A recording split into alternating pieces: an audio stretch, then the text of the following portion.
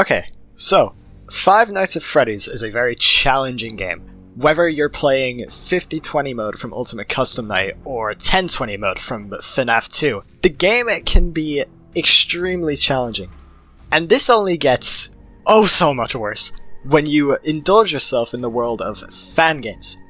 There are hundreds, maybe thousands of fan games out there with very broad levels of difficulty, and that is going to be the main topic of this video that can hopefully bloom into a series where I'm going to be choosing 3 random max modes from Five Nights at Freddy's or fan games with no particular theme for now, and just see if I can beat them. So, quickly before we get into the main part of the video, let me try and help you understand what a max mode means. A max mode is the hardest possible challenge for said game. Take Five Nights at Freddy's 1. The hardest set challenge for that game is 420 mode. Fnaf 2, the hardest set challenge is 1020 mode. But it can get a bit confusing when you take games like Five Nights at Freddy's 4 and Ultimate Custom Night into the equation. Because Five Nights at Freddy's 4 has its set max mode, which is 420, but it also has modifiers like Blind Mode, Mad Freddy, and Insta Foxy. So realistically, the max mode of that game would be 420, Blind Mode, Insta Foxy, some iteration of those modifiers, while UCN has its set max mode, which is 5020, yet people have made it harder by choosing to no death coin, or choose like a completely different route that makes the game way harder. So it's really up to debate of what that max mode truly is. But the simple way to put it is that 50-20 mode is the max mode of Ultimate Custom Night. I hope that was decently easy to understand. Production quality of these videos are going to be a bit garbage for now as I'm just starting out, but I promise it will get better in the future. So let's not waste any more of your time and get into the first game. Ironically enough, we are starting off where it all began.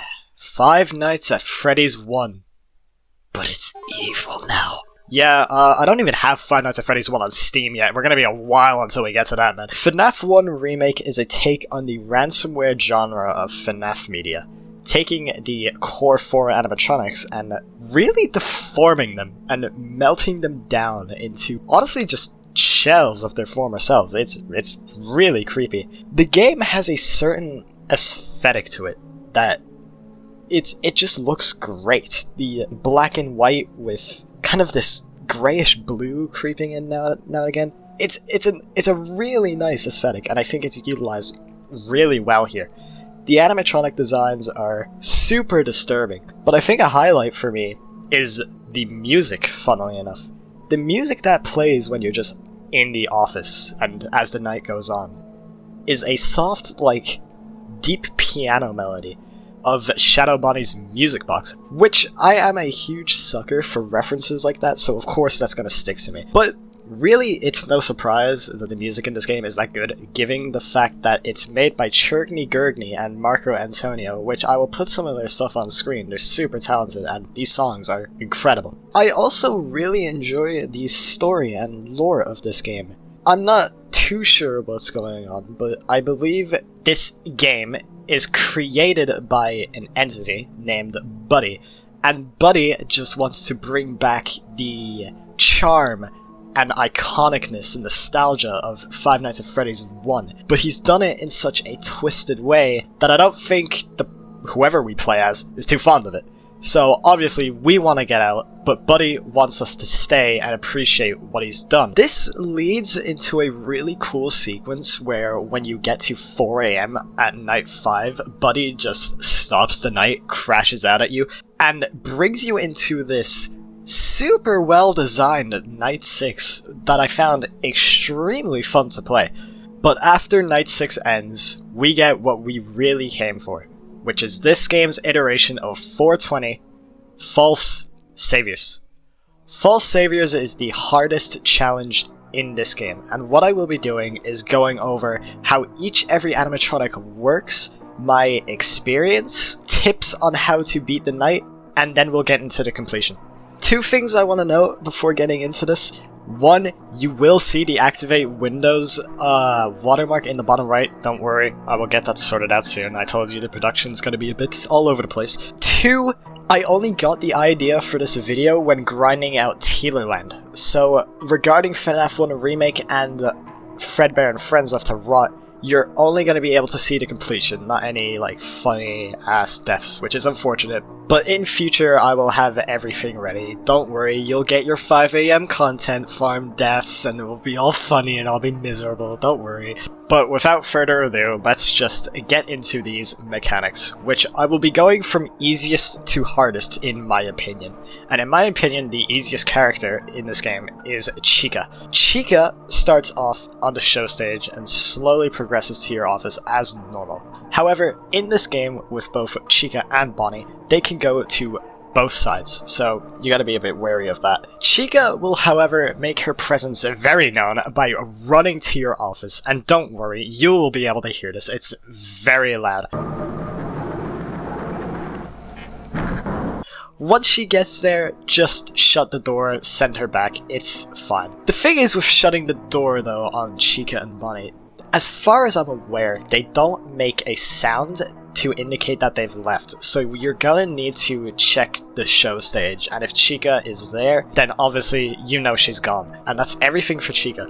Bonnie is not much different from Chica, but he's harder for two reasons. Number one, he does not make sound when he is at your door, so you're going to need to check those doors quite often. Two, when he goes away, he leaps off of that show stage immediately, so you're gonna need to surf the cameras way more to find Bonnie. So far, if I was ranking these on a tier list about, like, difficulty, Chica and Bonnie would be probably C tier. They would not be hard at all. But then we get into Foxy and Freddy, which Foxy shares the same mechanic as FNAF 1, where you gotta watch him, but he progresses much faster. And you also have a controlled shock to your use now. This shock, once you shock Foxy, takes away some power, which is not a big deal, but it also has a cooldown of 60 seconds, and this is where my first problem with this night comes around.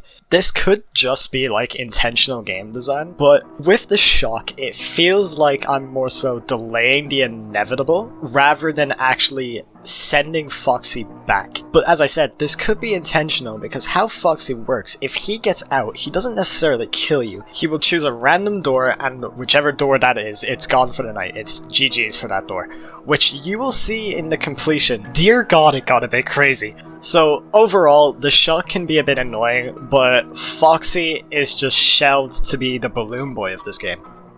Except I haven't told you about his second mechanic yet, did I? Foxy has a second mechanic, and honestly, it's really simple. You'll see a hook floating down from the ceiling, and you just gotta click it. It's really simple. But, similar to FNAF 1, your main issue with this game is going to be Freddy Fazbear, who has 3 different ways of killing you, which is just lovely.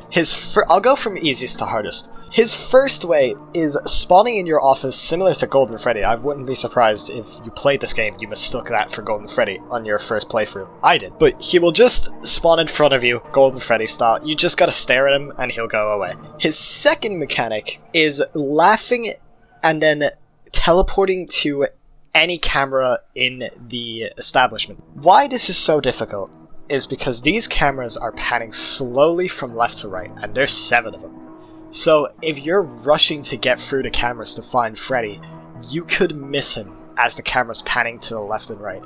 And it has caused me many deaths and many moments of just trial and error, learning every possible position this guy can be in. And then we have his third mechanic, which, to be honest, I'm leaving to last out of spite, because this mechanic has gotten me killed at 5:54. So me and this little mechanic he has are not friends at all, but I'll go over it. It's pretty much a memorization game that will drop down in front of you at a random point in the night, and it's honestly really easy. It's a 3x3 grid, and 4 of the panels in the grid will flash, and you just gotta click them in that exact pattern. Sounds very easy, but no. This is 420 mode, you gotta remember. You are looking left to right all the time. So if you're looking left trying to hold the door down on Bonnie or Chica, this motherfucker will come down and ruin your entire night. I really wish I did get it on record when I died at 5:54.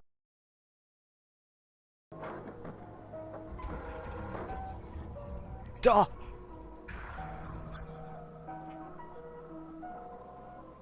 Oh my god, I'm actually fucked. I didn't see it! Damn it!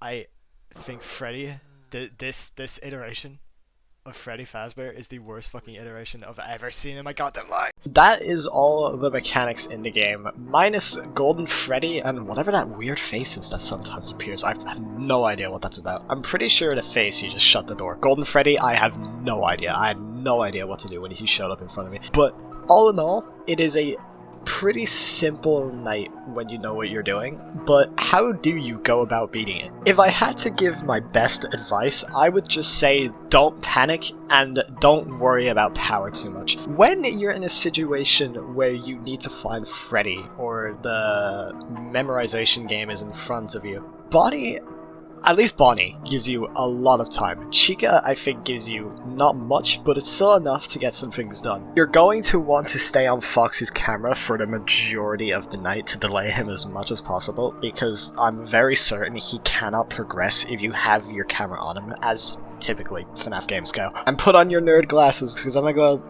really deep into Freddy's mechanic here. I have two main talking points I want to talk about. For one, once you have learned all of Freddy's positions when he teleports, you should start paying attention to where the camera is panning when you start looking for him. Because there are some camera positions where he's going to be on the left side, and there are some camera positions where he's going to be on the right side. So if the camera is currently heading towards the right side, you should be jumping to the cove and the dining area, because that's where Freddy can be on the right side.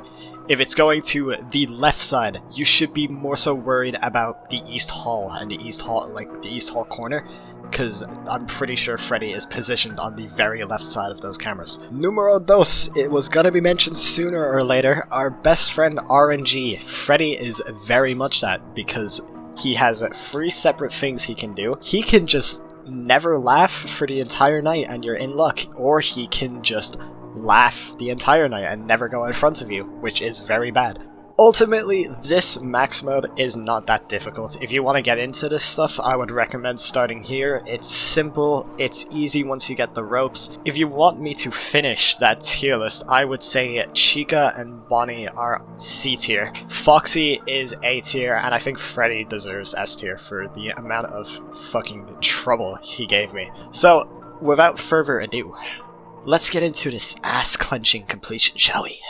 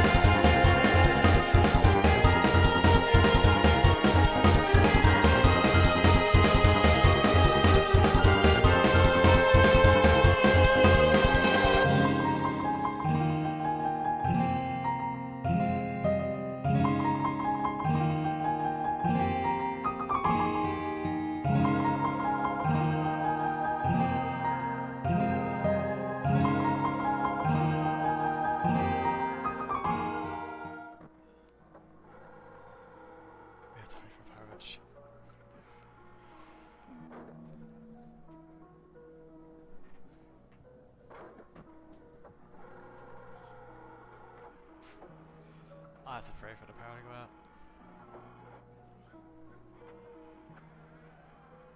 Maybe it will. Maybe it will. Oh my god. Pray for power, just pray.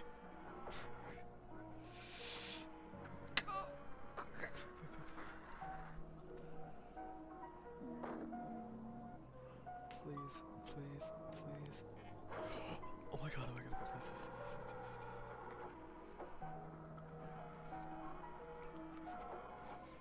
Pray for power, just pray.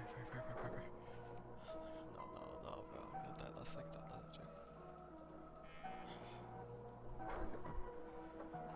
my god. Yeah! Brother!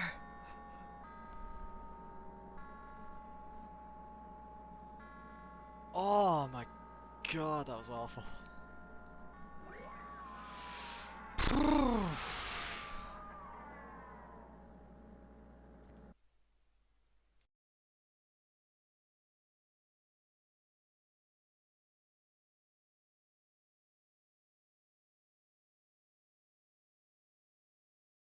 Fredbear and Friends Left to Rot is the next game on the list, and this game is pretty old. This game came out in 2018. If you were there at the time and you're here now, Jesus Christ, we're old, aren't we? But this game, I don't know if I have much to talk about. I think the game was alright. There was 2 nights that were pretty snooze fest to me. Like, just holding a door is pretty frustrating and tedious. That's not very innovative gameplay. But then there's the office night with the rotten animatronics, and then there's the security animatronics night. Like, nights like that were pretty fun to me. The character design is pretty good, I enjoy that. Although I think Freddy isn't happy with me after what I did to him in the last game. He has a fucking knife now! But nicely enough, my favorite part about this game is the max mode, so let's hope I can get there without Freddy Fazbear shanking me, and I can gush a little bit over this max mode. Alright, so what we're playing is Ultimate Revenge, and there is a lot to talk about here, because not only is there 7 animatronics, we are now dealing with task-based nights. Our favorite! Yeah! Task-based nights follow the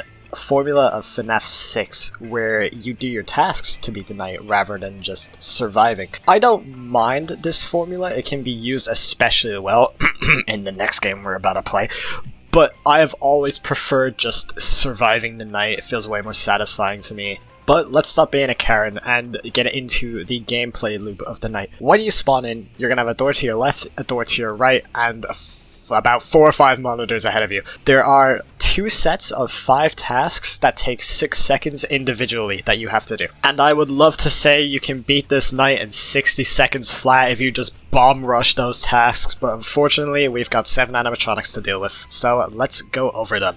So there are 2 sets of animatronics you're going to be dealing with. You're going to be dealing with your camera animatronics, and you're going to be dealing with your door animatronics. Let's start off with the doors first. Timothy will spawn at your right door, and what you gotta do is you gotta hyper flash him. Simple as that. Prototype will spawn on the left side, and you just gotta flash him until he goes away. Also pretty simple. Then you have Roger, which Roger will spawn on the right side, and what you gotta do is you gotta hold his little wind-up toy that's in the office, and he will go away pretty quickly. Now we move on to Group B, the camera crew, I would like to say. So we begin with Suit, and I particularly like Suit.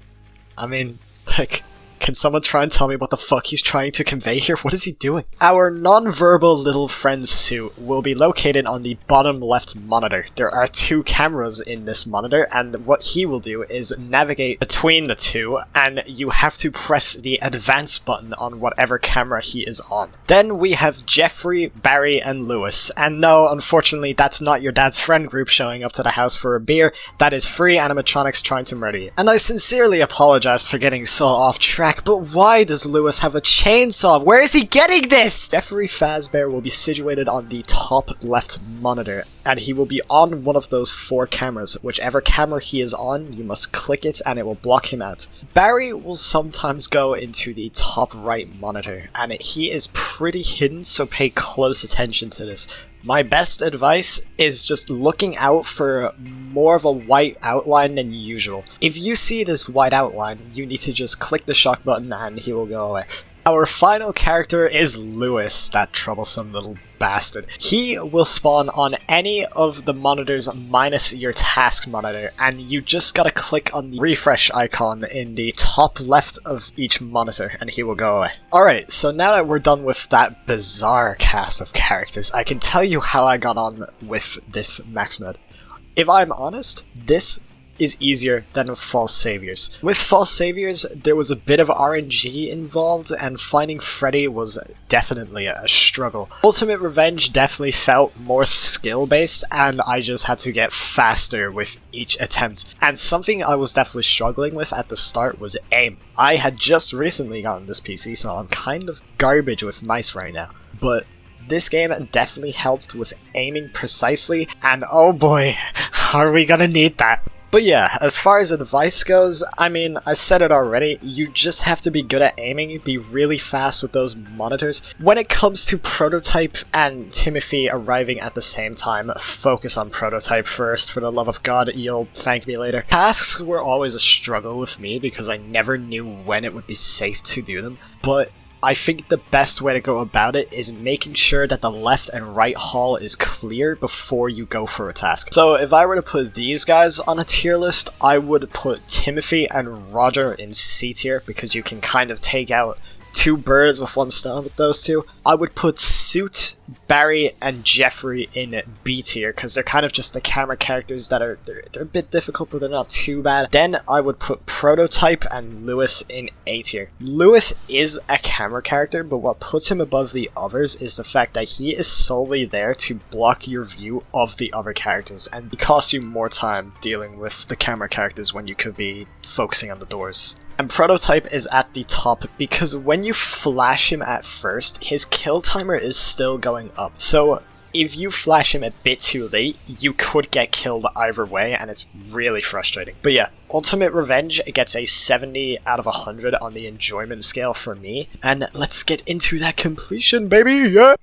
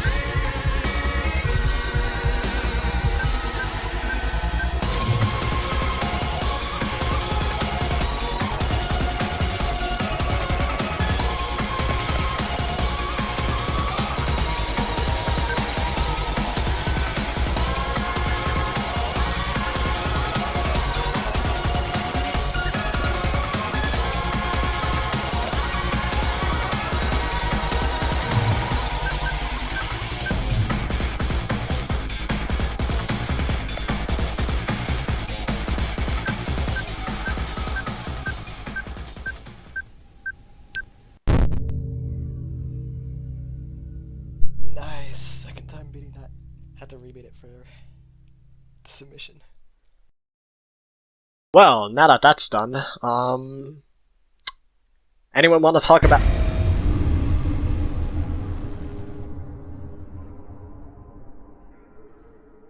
What a delight this game turned out to be. Tealerland is the hardest game out of the three we played, and is also my favorite for so many reasons. For one, the graphics. This is one of the best fan games I have ever seen.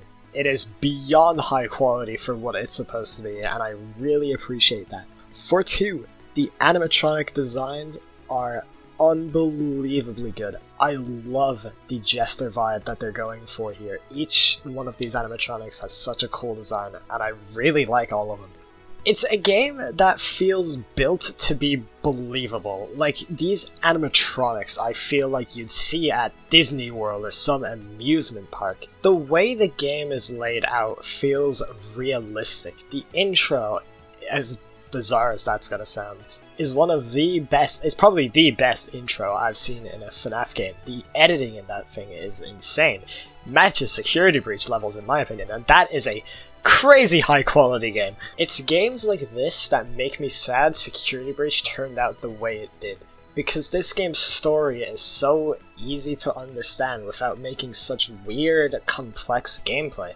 Like, this game, you just go into the factory, you have a segment with Teeler as you're going down a ladder, and then you begin your normal FNAF office-styled gameplay. It's so well paced. Not to mention, this game has ideas that FNAF has previously had and made them better, and also has ideas that no other FNAF game should have, and would not work in a FNAF game, but these work. This game has perks and a health system, for crying out loud, and they make it work. My favorite part about this game, though, without a doubt, has to be the sound design. When you're just in the office and you hear an animatronic walk up to your door behind you and they begin to bend over to look at the keyhole, you can just hear the servos screeching as they go down, and the animation when you look through the keyhole and see them staring back at you is horrifying. Mischievous's music box, the laughter you hear from Taylor as he's in the hall, it's all blends together to have such a unique style, and I just really have an appreciation for the sound design of this game. And who doesn't love a good FNAF boss battle? Because in the finale, the gameplay completely switches up, where you literally have to bomb this motherfucker 4 times. It's crazy.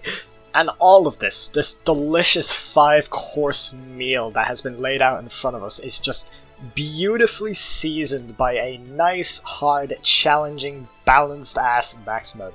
And I really had a blast playing this one. So, let's get into it. Teelerland's max mode is similar to FNAF 4 in how you have your normal 420, but you also have modifiers to make it harder. In Teelerland's case, you have 720, aka Hell's Carnival. We are going to make that harder by adding modifiers, and that is what we call hardest 720. And we can make it the hardest 720 by disabling perks, disabling healing, and putting our HP to 60, the lowest it can go. And also enabling hard mode, but yeah, it's not a big deal. So, with our goal in mind, let me explain to you how this night works. Teelerland works on a task-based night system, as FNAF 6 does. You spawn in your office, and there's a monitor in front of you, and there's a door behind you. You can exit through that door to the hallway, and to your left is a supply closet. That's all you need to know about the map. In the supply closet, there will be an animatronic there waiting for you that you need to collect 3 parts to activate. This animatronic is named Teeler. Not the bad one. There's a good one. This is Teeler, not Teeler. You'll understand. Once activated, Teeler will take 4 seconds to waddle his ass out of the supply closet, and then you can run to your monitor and truly begin the night. There's going to be a lot to look at here, and it might be overwhelming, but I'll try my hardest to explain what's going on. When you open the monitor, you are going to be greeted by a passcode. This is a hard mode exclusive feature. Just enter the code in and you'll be fine. Although this turns into a big pain in the ass later down the line. Now that we're in the monitor, let's see what's Oh dear fucking god. What you are looking at is a map of the factory. There are 3 exits on the map marked by this icon right here. There is one directly to your left, on the top left, and on the top right. This green icon with the radar around it is Teeler, aka you. You need to navigate Teeler around to get things done. So, what do you need to get done? First of all, right off the bat, you need to be looking for these 2 icons. This is your fuel, and this is the generator. You are going to need to bring the fuel to the generator to refuel the power. Now, keep in mind, you don't have to go directly on top of the generator icon. You can go one to the left or one above, it doesn't matter. As you are passing by, you may have noticed these red and yellow icons moving on the map. These are the animatronics. The red ones are the ones you need to lure, and the yellow ones are ambient threats. These animatronics do not get affected by the lure, but show up to your office. The red icons, however, are going to be the animatronics that you need to lure to the exits. Pods, I suppose you could call them. These animatronics are Teeler, Tacy, and Frill, and they can only take up one pod at a time. So if Tacy is in a pod that you're bringing Teeler to, for the love of God, don't try and put Teeler in there or you will end up in a disastrous situation. But how do you get these animatronics into the pods? What happens is this radar will scan animatronics nearby and it will build up the meter over their icon. It will be a green meter that will slowly go up. You need to hover around these animatronics because of a feature I haven't talked about yet. And until their bar is at red, then you can start moving them at your will. And you can bring them to the pods. Okay, so what is this feature I haven't told you about yet? Well, if you leave the lure in one spot for too long and an animatronic comes nearby, they can infect the lure.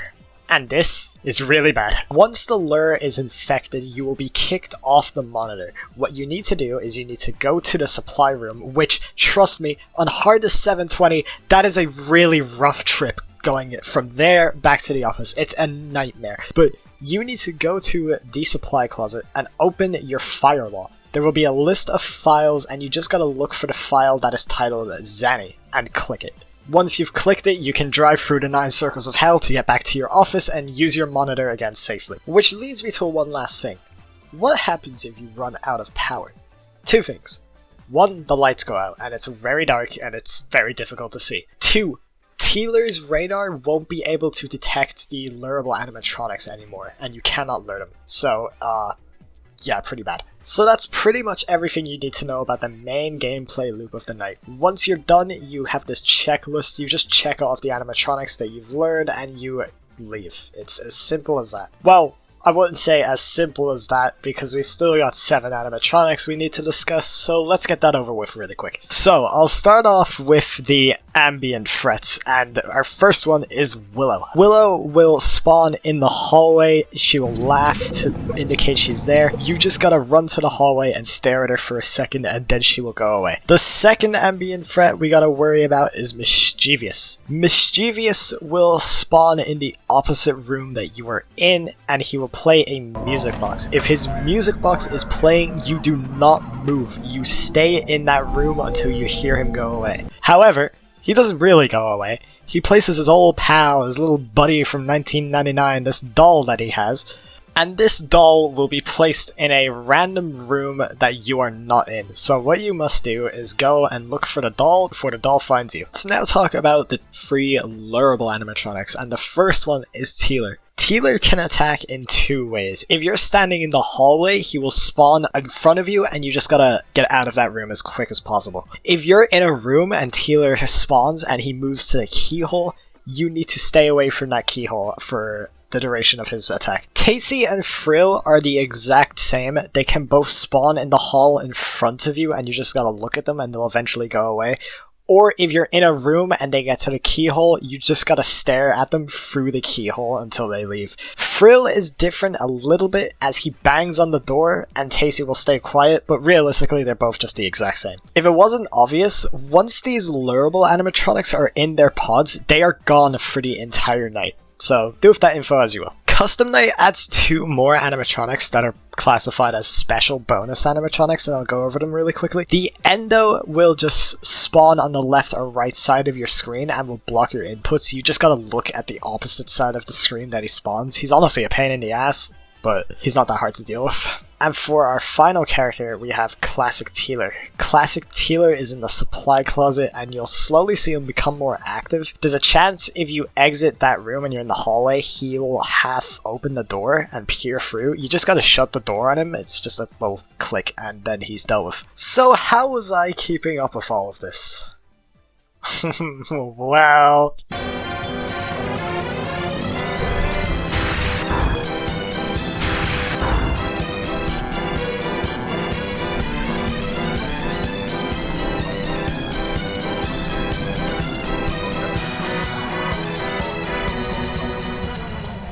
Yeah, clearly it was not going too great for me. This game was putting me in unwinnable situation after unwinnable situation, so I had to create a strategy. And this strategy was a rebellious strategy. Teeler is in the hallway? Fuck him. Run right past him. Mischievous places his doll? Fuck him. Cry me a river. Beating this mode is realizing you're the man of this house. You gotta make your choice and what you want to do in your life, but this wasn't working. Even after finding these little optimizations you can do, I still found myself just dying.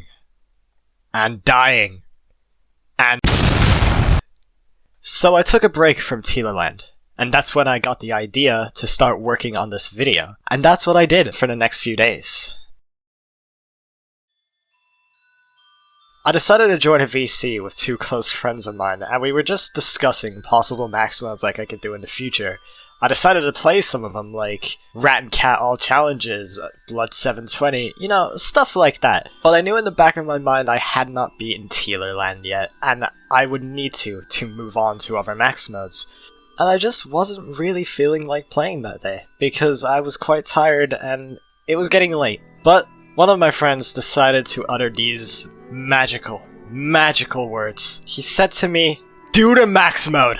And you know, something in my gut told me, yeah, that's just a joke. He's just saying that for the laughs. But I wanted to hop on for one try, and boy, little did I know the run I would get on this first try.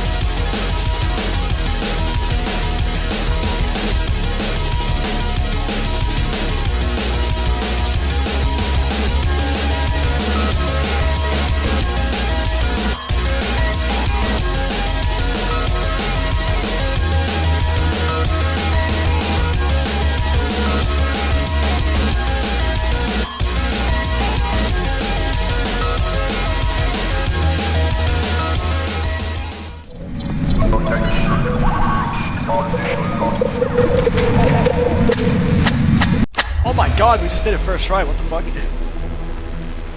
Yeah, that's first try. Somehow Hell's Carnival was just fucking me way worse than this was. Whew. And that was it. Teelerland was done. I hadn't even gotten OBS properly set up because I was so sure I would just hop on for maybe 1 to 3 attempts.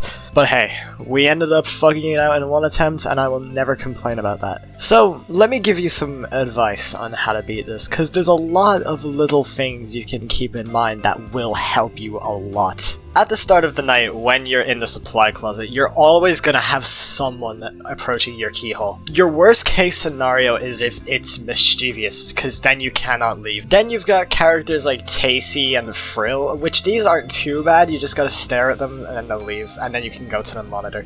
But by far, the best case scenario is Teeler, because Teeler won't be able to reach the keyhole in time, as you can just run into the hallway and then run to the monitor, and he won't jump scare you for this, because that's his mechanic, you gotta run away from him. So take advantage of getting animatronics into their pods when Teeler is in the hallway, because you will have time. Another situation where you'll have time to get animatronics into the pod is if you're on the monitor and Mischievous enters the keyhole behind you. This is graceful.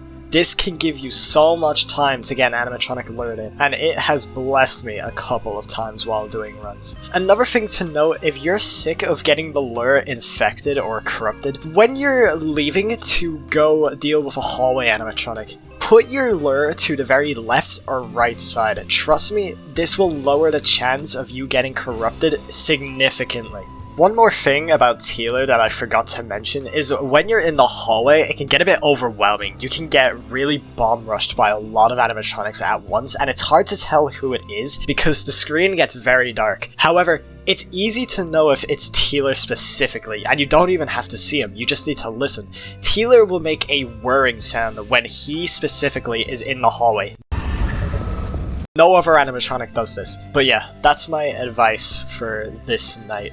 Just make sure at the start of the night you get your lure set up as quick as possible, or else you will get easily overwhelmed in that hallway and you won't be able to do much. Alright, we'll wrap it up with the tier list and enjoyment rating. For the tier list, I think I'm putting Classic Teeler in C tier. He just didn't cause me much problems. B tier is kinda stacked with Tacy, Frill, the Endo, and Teeler himself. The Endo caused me a lot of issues because he would sometimes spawn when it was very dark and I'd have my mouse on him and he'd end up killing me. Tacy, Frill, and Teeler are up here by default, given the fact that they can infect the lure and force you to go to the supply closet, which, as I said earlier, is always a horrible trip. Teeler does find himself edging on C tier though, because if he spawns at the start of the night, that sets you up for a really good run. And finally, Mischievous and Willow find themselves in A tier, because these animatronics are going to be the ones forcing you out of your room the most, especially Willow, and they're both very strict, so that's why they find themselves in A tier. So how did I end up enjoying this max mode? To be honest, I went into this thinking it was gonna score a perfect score of 100, but I'm honestly gonna dumb it down to a 90 out of 100, just simply because there were times where it was unwinnable, the situations I was put in. It was quite ridiculous. That is it for Teelerland, and that is it for the entire video. I had a lot of fun working on this as like a big project. I've never done something so ambitious before, so forgive me if it's a bit clunky at times. But, I mean, I always wanted to do this because I had a huge passion for max modes for years now. I just never had the tools to actually make a video about them. However, now that I have the tools, I will be dipping my toes into content creation. So if you enjoyed this, I would be genuinely really happy to make more. If you have suggestions for max modes I could do in the future, or hell, if you liked the song edits I did, leave recommendations for songs and I'll try and put them in the video, because I would love to involve viewers. It just feels more like a community thing. And really quick, let me just do some rapid fire shoutouts. So for one, the Bones5, this dude single-handedly revived max modes for me. He made them cool again after Markiplier stopped doing them, even though, Fnaf 2 happened. But yeah, seriously, the Bones5, massive inspiration for me and probably a lot of others, so give him some love. Hey, look at me, shouting out small creators, haven't I such a nice guy? Second person you should check out, who played a massive supporting role in this journey, Clusterflood. He makes some pretty cool art, go check out his Twitter. Third person you should check out is someone named Squishy, good friend of mine, really good supporting role. He has a YouTube channel. He made a Pillar Chase video that went really deep into that game if you're interested. It's a game I could see myself covering in the future, so yeah. Check them out. Fourth person is Molten Freddy 0414. If you're into 3D animation as much as I am, you are gonna love this channel. They make some fire ass content, so please check them out. And finally, this is a big one. I want to shout out the HiveMind channel. If you enjoyed this video and the humor that I have, you will enjoy this channel. Me and two really good friends of mine that just sit down, play games, have some banter. It's a good laugh, so I think you'd enjoy it. So yeah, if you watch this the full way through, I really appreciate it. Be sure to leave some interaction to maybe try and push this video into the algorithm. But yeah, thanks for watching and have a good day.